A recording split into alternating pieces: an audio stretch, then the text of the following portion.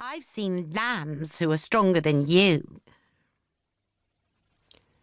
I would tell you the way through the forest, said Mr. Wolf, but I won't help you if you're going to be rude.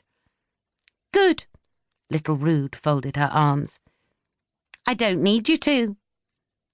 She pulled up her hood and marched away down a random path. The path was very overgrown. Little Rude soon found herself in the middle of a thorny thicket and realised she was very lost. She clambered up onto the top of a small bank and started jumping up and down to see if she could spot a way out. A rabbit came scurrying out of a hole in the bank.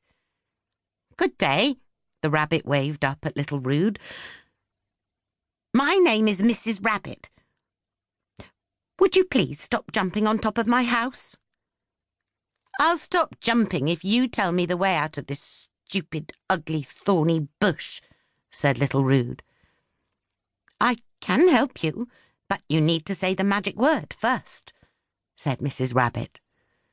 Little Rude grinned as she did a big jump in the air. Abracadabra, she said. Mrs. Rabbit had several children herself, and she always tried to teach them good manners. That's not the word I meant, Mrs. Rabbit said gently. It starts with P. Presto!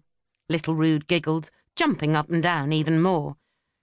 You are a rude little girl, and you can stay lost, said Mrs. Rabbit, going back into her burrow. The thorns scratched Little Rude's hands and knees as she crawled through them. It took a long time for Little Rude to crawl through the thorny patch, but finally she reached a riverbank. On the other side was Grandma's house. A woodcutter stood on the riverbank with a small wooden boat. Good morning to you. The woodcutter lifted his hat politely. I need a ride across the river, said Little Rude. The woodcutter raised his eyebrows. Well, if you say the magic word, then you can get in line behind my other passengers. Little Rude turned to see Mr. Wolf and Mrs. Rabbit and her family waiting patiently on the riverbank. Little Rude never liked to be last in anything, so she strolled over to the line and cut in at the very front. Mr. Wolf growled. My boat is big enough for you all, but I won't take anyone who's rude, said the woodcutter, as he climbed into his boat and helped the animals on. He rowed them all across the river, leaving Little Rude behind. Hey, what about me? Little Rude called out to the woodcutter. Come back! But the woodcutter didn't take any notice of Little Rude. The boat glided across the river. Within minutes, he and the animals hopped off the boat onto the far riverbank. They skipped across the grass and went into Grandma's house. That's just silly, Little Rude muttered to herself.